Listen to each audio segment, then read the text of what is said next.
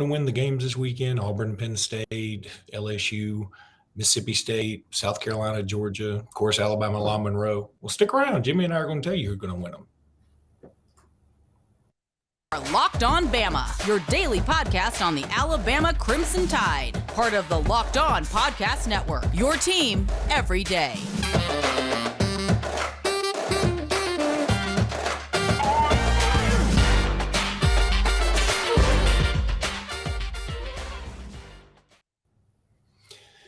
Hey, everybody, and welcome back into Locked On Bama. Luke Robinson, that's me. Jimmy Stein, that's him. Jimmy, how are you today? I'm doing great. It's as we record this, it's Thursday, which is the start of the football weekend. Very weird, though, that the only football on TV tonight is on something called Amazon Prime, which I thought was how you ordered, like, DVDs. Fruit Loops. Yeah. Fruit Loops and timing belts. Okay. Jimmy, we're going to jump right into predictions here. And say, okay, we're not giving everybody the Youngstown State, Kentucky prediction. We're going to focus on bigger SEC games. And I think the first one. I'd get that one right. I know. That's why I'm not we're nothing cheap here at Locked On Bama. Let's start with Georgia at South Kakalaki. On the surface, it feels like it should be a rout in favor of the Bulldogs. But, look, I'm not saying South Carolina's going to win. They're not going to win.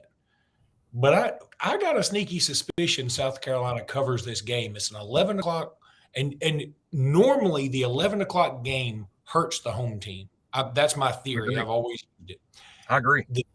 The difference is in a game like last week where Alabama played Texas at 11 o'clock, and in this week when South Carolina plays Georgia at 11 o'clock, when one team is a massive favorite over the home team, I think it helps the home team more because the visiting team ain't really waking up for these 11 o'clock games very often. I'd be willing to bet Texas and South Carolina have played more 11 o'clock games than Georgia and Alabama recently, wouldn't you? Yes, I think that's a good guess, and I like this. I like this line of thinking. I think it's going to be close too. I've said it all week, and I like how you're talking about the 11 a.m. start time. But to me, Luke, I want Alabama fans that watch this, if this game is close, and by close, I mean within 14, within two scores, 14-17, where it's not really over until you get to the last 8 or 10 minutes of the game. If it's close like that, what I want Alabama fans to realize is Georgia's elite like Alabama. It's just hard to win on the road against good teams. It's hard. It's there's nothing easy about it. I don't know how. I guess it's just Nick Saban, that made Alabama fans believe that you just go on the road and you win by 28 no matter the opponent. It's just not reality. And Georgia, I think Georgia will struggle. Yeah, and again, it's a game where Georgia just moves into the number one position, which again I think hurts them for this weekend in the sense that that's just one more log to the campfire for South Carolina. God, what am I talking about? Logs and campfire. Or log to the campfire. There's got to be some better way to say it. I mean, I think it adds additional. Not fuel to the fire. To me, it's like, hey, let's go for this. Fuel to the fire. Let's do it. Let's go for it. There's nothing to lose. No one is expecting South Carolina to win the game, so they can do crazy stuff. They can blitz like crazy on 1st and 10 and go for it on 4th and 9 and just give an all-out crazy do the unexpected. And I mean, what's the worst thing that can happen? You lose 42-0 like everybody thinks you will. Here's something else. And, I mean, I don't think it's controversial to say this will be the best quarterback Georgia has faced this year over Bo Nix, Spencer Rattler. Oh, yeah. Is that crazy? Yeah, I think he is. And I think Rattler's been inconsistent in his career. But you also have to remember, like, when he's good. And he's a quality quarterback. Agreed. Okay, now I want to talk let's talk a little bit about LSU, Mississippi State.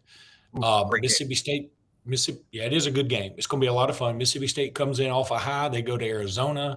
They win by 20-something out there in the desert. And, this is a veteran team.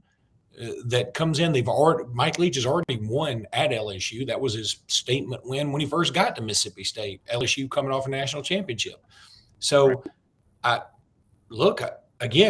feel like Mississippi State's going to win this game, and I'm not far off. Vegas has them favored by 2 points. So I feel like Mississippi State's just the better team right now. Eventually, I think it'll bear out that this LSU squad, this roster, has more NFL talent on it than Mississippi State's roster. But in this moment, for this game, with the lack of experience at LSU, with a new quarterback they're still breaking in. Jaden Daniels looked great last week against Southern, but I mean everybody looks great against Southern. So and I feel like this is going to be Mississippi State going to win it again. I think this is why I love this game. To me, this is like the best game of the weekend because it's two competing things about what I talk about all the time. Mississippi State's good. I think Mississippi State is playing really well. I think Mississippi State is a better team than LSU. If they played at a neutral site 10 times, I think Mississippi State wins this game 7 or 8 of the 10 times. I think Mississippi State's just better. But what did I just say about the last game? It's hard to beat good teams on the road. So I don't know. LSU at home, Brian Kelly, I don't know if he's overdue for he's only really had the one big game, and it was such a disappointment. But there were also so many correctable mistakes. So I really think this game could go either way. I'm going to pick Mississippi State just because they're the better team, in my opinion. I think when in doubt, you go with the SEC team that has the better quarterback. I mean, if all things remain equal, you figure out which one is better quarterback. And Will Rogers is better than Jaden Daniels. I mean, I just agreed. I believe that. All right, really quickly, I guess I'll throw in Ole Miss traveling to Georgia Tech, although this Georgia Tech team is just not that good. And I think it's sort of a layup for Lane Kiffin. Now, he's had other layups where it didn't turn out so well, but I think Ole Miss goes over there and covers it's a 20-point spread somewhere in that neighborhood. It's a big spread. And I think he covers that. And Ole Miss is sort of the talk of the town, 3-0. Looking around, everybody's calling for them to be a team that is right over Alabama's shoulder. Credit to Lane Kiffin for improving Ole Miss's program to the point they can go on the road against a Power 5 team and clearly be better. I mean, Ole Miss is just better than Georgia Tech, and I think fans, older fans, our age, Luke, will realize that hasn't just always been the case. I mean, go back to the 70s and the 80s and the 90s and the early 2000s. Is Ole Miss always better than Georgia Tech? Oh, heck no. Heck no. Many years, this is a really good, even matchup, or maybe even Tech's a little better, but Ole Miss is just clearly a better football program than Georgia Tech right now, a better team. And Ole Miss wins this game on defense. Okay, I can certainly see that. I can buy that. But I think they also win it on offense. I think they beat them in special teams. Yeah, the offense will also share in the victory. Yeah, the defense is bad for Georgia Tech. The offense is also bad. I just think this game is going to be more like 27-7. Okay, I just don't think Georgia Tech gets. I don't think Georgia Tech scores a lot here. Let me tell everybody about BetOnline. BetOnline.net is your number one source for all your pro and college football betting needs and sports info this season. Find all the latest football league developments, game matchups, news, podcasts, including this year's opening week games. BetOnline is also your continued source for all your sports wagering information, including live betting, esports, and scores. The fastest and easiest way to check in on all your favorite sports and events, including MLB, college football, NFL, whatever you want, MMA, boxing, golf, they got it at betonline.net. Head to the website there, use your mobile device, learn more about the trends and actions. BetOnline is where the game starts. I like to break it up like that. It gives people like they're hanging on the edge of their seat. Yes, dramatic. Just like betting on games. BetOnline. It's all dramatic. It's a dramatic reading of a dramatic thing to do, and there's no better place to do it. My nose is really itching, and that's why that's the only time I don't like doing YouTube, because I'm trying really hard to make sure people know that I'm not picking my nose. It's like on YouTube. my nose right here. Also, yesterday I made somebody pointed out I made an allusion to forget the analogy of the reason I said it, but maybe I said I look like Rosie O'Donnell after the Easter buffet at Golden Corral. And I want to apologize for those who I offended that celebrate Easter. I probably should have said Thanksgiving. Because my first thought was somebody's going to call and yell at me and say, "You can't make fun of Rosie O'Donnell like that." Well, I've done it, and I'm sure she'll make fun of me one day. It'll all work out. Okay, so let's move into what I think are the two most interesting non-Bama games, and this is by a mile. First of all, you have Miami traveling to Texas A&M. A&M is like a 5-point favorite. I don't really understand that. If you've seen A&M's quarterback play, they only scored 7 points against App State on offense. The other one was a special teams kickoff. And it's Alexander Shinara even got his licks in against A&M this week. By the way, I want to throw something in there. Well, I guess I won't. But I was involved a little bit with that meme going around, and I didn't know it was going to blow up like it did. It got kind of, and I was like, "Hey, I'm really happy, but man, I wish I had put my name on there somewhere now." But you're viral as monkeypox. Well, I've done in the past. I've a buddy of mine and I have done some things for him because I won't go into detail. I have a very close relative who is involved with some things, Shinara. And she does a marvelous job for him. She does awesome. And maybe later on she'll tell me I could have just said whatever. But anyway, we used to do these videos for him, like these sort of funny videos, and they were awesome. And they got all kind of views, and it was really fun. Like just work, a good dude. For those who don't know, Alexander Shinara is a good dude. I swear. I know some people, they give you the ambulance chaser thing, whatever. That's fine. There are lawyers like that. He's really sort of a funny, down-to-earth guy if you talk to him. I'm telling you. He's a good dude. Now, let's get into the Miami versus A&M thing. Miami, I think Miami wins this game, and I think the line should be reversed. I mean, in fact, not just reversed. I think it should be like Miami -7. Wow. And so I'm saying Miami wins by 8. How about that? Josh Pate, friend of the show, Josh Pate, whose opinion I couldn't respect more. He had a great breakdown of this game the other day, and I couldn't agree more. When Texas A&M loses to Appalachian State, it suggests to everyone that's been following college football forever that there is a bounce back here. That there's a bounce back. That will awaken the Aggies. That it will inspire A&M to play the best game of their lives to make up for the disaster. No one believes in them. Back up against the wall. Save the season. I think most people actually expect an A&M bounce back, and Josh Pate does, and he says so for that reason he's going to pick A&M to win this game and even cover the spread. But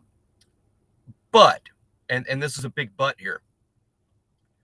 What if Appalachian State just really exposed A&M for what they are, and A&M would lose to Appalachian State again if they played this weekend? If that's the case, then Miami is going to win this game by a couple of scores. So to me, it's like, who is Texas A&M? I think I think normal college football world, this is a bounce back, and that's what I think is going to happen. It is at A&M. I think Texas A&M wins this game. But hey, if they don't and Miami wins, this could be a disastrous season in College Station. If Miami wins this game, I will say A&M is probably not even gonna go to a bowl. I mean, it could be that bad. I agree. And look, the statement I'm about to make sounds like something, and I know this is something that moderately good-looking 45-year-old twice divorced women would post on Facebook to try and sort of secretly take a jab at their ex would say. And that is, when somebody shows you who they are, believe them. And I think Texas A&M showed us who they are. So I'm going to believe them. I'm with you. See, The but part of the Josh Pate stuff is what I believe in. I believe Texas A&M is just not very good. I don't think this is one of those things where Connor Wakeman can come in and save the day. I think Haynes King continuously, constantly beats him out at practice, and they're like, oh my God, he's not good. But things could be off the rails terrible if we went with this other dude. Now, just like I used to have in my philosophy back in the Mike Sheila days with the offensive line that shall remain nameless, I used to say I would rather have nobody at this particular spot. It was 2006. I would rather have nobody. I would rather play with 10 people and leave one offensive lineman off the field than play with this guy anymore. Because at least if nobody was out there, the defensive lineman or end might say, hey, why is nobody out here? And it may confuse him for a split second. As it was, that particular offensive tackle for Alabama in 2006, as a train comes by my office, that particular tackle offensive tackle in 2006 almost propelled defenders into John Parker Wilson. He gave him a boost into John Parker, which I hated. But I feel, quarterback, you can't do that. You got to have, somebody's got to take the snap. And I think Texas A&M is in a bad spot. And I think Miami wins this game. They've got a guy named Tyler Van Dyke or somebody Van Noy or Little Lord Fauntleroy. They got a 3-name dude, that quarterback, who is a dude that scouts like, could be a first rounder. And so that is a bad combination. I do like the Josh Pate theory about, hey, backs against the wall, backed into a corner, whatever. But that really only works for Auburn, which is a nice segue as we go into Auburn versus Penn State. And you spoiled your prediction, so I'll let you go second for Auburn Penn State. Begrudgingly, I'm going to pick Auburn to win this game because I grew up about 40 miles from Auburn. I know that place is built on an Indian burial ground, on top of crashed spaceships, on top of another burial ground made of unicorns and leprechauns. I know that place is weird, and I know that this is the kind of game they win. Here's the other thing. Look, I always cheer against Auburn. Everybody knows that, and that's fine. And if Auburn fans listen to this, they cheer against Alabama. We get it. We're friends. But I don't know what's actually better because, if Auburn loses this game, I think things could go off the rails for them too. And if things go off the rails, they're going to get rid of Brian Harsin. And I'm not sure we want that. I'm not sure Alabama fans want that. I'm just not sure. So I don't know what to think here. I don't know what I really want. But I do know this.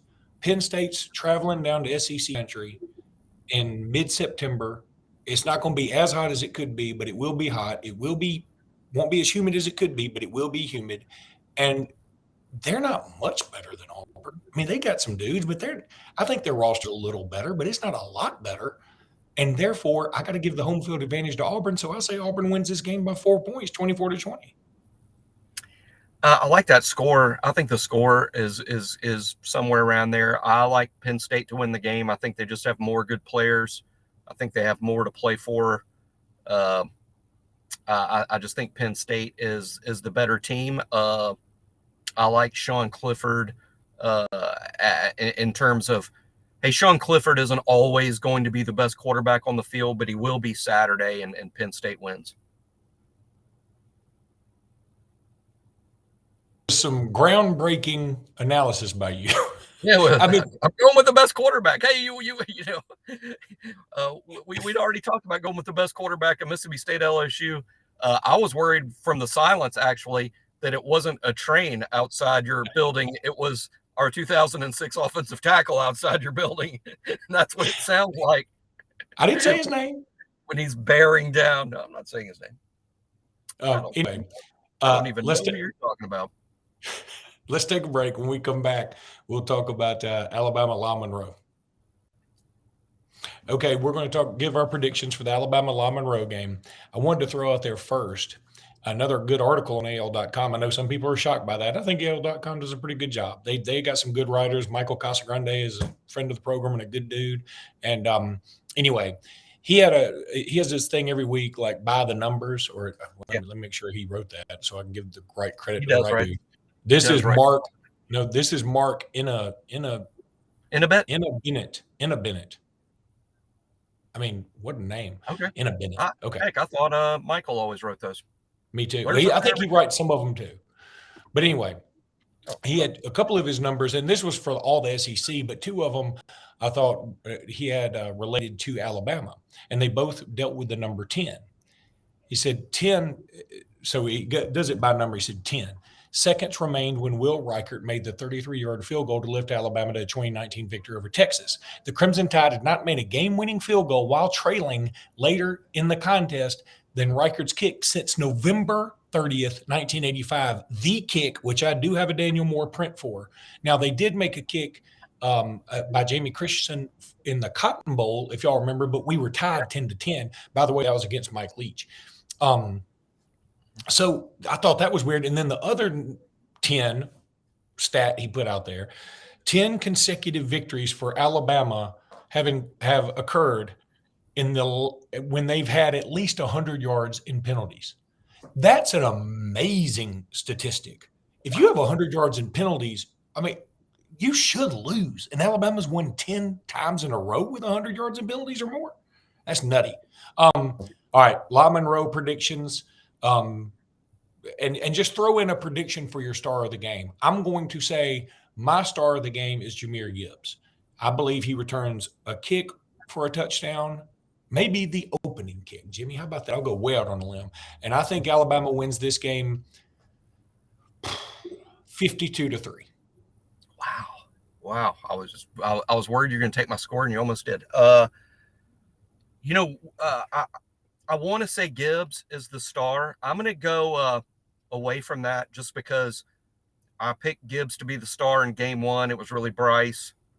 I did pick Bryce to be the star last week, and he was, but I also want to say it might have also been Reichard. But I'll go Jace McClellan with another big game against Monroe. I do think Alabama's going to play really well. This is normally a game I would say Alabama's not going to play their A game because it's Monroe. But I think the way that the Texas game fell and the way Coach Saban's been this week, I think unfortunately for Monroe, they get sort of Alabama's A game. And I like the I like the defense to play really well. I want to say for a score, I want to say 56-0. I want to. That's well, because but I don't. I still like to be a little more analytical, and analytically, I think this is going to be 52-7, Alabama, very similar to your score. So that's going to be my pick, but I won't be surprised if it's worse, just in the sense that Alabama doesn't normally play its A game in a game like this, and I think they might Saturday. I really kind of hope, I don't know why he would have any ill will towards Terry Bowden, but I kind of hope Nick Saban has some ill will towards Terry Bowden for some reason. I don't know why. For a former Auburn coach, for some reason, I have zero. I mean, I even sort of like Terry Bowden. For whatever reason, he's a guest on local radio down here every now and then, and it brings back memories for me of the 90s. And I'm not sure Auburn did him right, when he left Auburn. And here's one thing about Terry Bowden. I'm about to put up a story soon on Bama Insider about this. He's actually been a better head coach than he gets credit for. He did some impressive things at Akron. I'm not sure Bill Belichick, with Nick Saban as defensive coordinator and Lane Kiffin as offensive coordinator, I'm not sure he could win at Akron. But somehow Terry Bowden did. That's a tough place to win, and Monroe's a tough place to win. But old Bowden, he's a pretty good little ball coach. He really is, and but I just remember. I'll tell you a funny story really quickly to end the program. I have a friend of mine who's a big Auburn fan, older than me, a lot older than me, sort of my dad's age. And we were all out to dinner one night at this place in Waverly, Alabama, between Alex City and Auburn. It's called the Waverly Local now, but it was called something else then. I can't remember. This was years ago. And my buddy, who's he's sort of gregarious. I mean, a big dude, and he loves Auburn, but he doesn't like it's just weird. Anyway, Terry Bowden is there at this restaurant, and we're leaving the restaurant. Terry Bowden is sitting with some other people, and I can't remember which. Terry's got like 17 brothers. I can't even remember which brother it is. It wasn't Tommy. It wasn't Jeff. the other one. It was maybe. Does he have a brother named David? Maybe. Doesn't I don't matter. know. Okay, he's got a brother who was apparently in Birmingham, and who, unbeknownst to my friend, had just gotten divorced or been divorced for like a year. Well, my friend, who is friends with some of the Bowdens and kind of knows Terry because he's also a big booster from back A, he went up to Terry because Terry didn't remember him at all. And Terry may or may not have had some libations. And my friend went up to him and said, "Hey, I'm so-and-so. I want you to tell your brother and his whatever his wife's name was." I said, "Hello." And Terry looked at him like real strange, like, why would I tell them hello? And my friend said, "Well, aren't they married? I know them, right? I mean," and they've been divorced for a year. And my friend sort of looked down and didn't say anything. And he took about 4 steps away, and then he comes back. And my friend has a lot of pride and an ego. And he walked up to Terry and he said, "I got an idea. You don't tell him I said anything." And then Terry was even more confused. Like, I don't know you, so now you want me to tell them I saw a person I don't know, and they didn't say to tell you anything. But my friend said, I dare you to say I said something." I mean, Why is it so hostile? I was blown away. I was like, I don't know what to think or do in this moment. And then my friend walked away, and their table, because my friend is bigger. I mean, I'm 6'5", I'm a big dude, but my friend, especially at the time, is bigger than me, and he's got this huge hair and a big beard, and he looks like a grizzly bear. And the whole table was like, "I don't know what you need to tell your brother, Terry, but don't tell him he said anything." I don't want that coming after me. I don't want to be a part of it. But anyway, okay, that's going to do it for today's episode. Penn State wins. Alabama wins, and we'll be back. Next week. So until then, roll tide, everybody.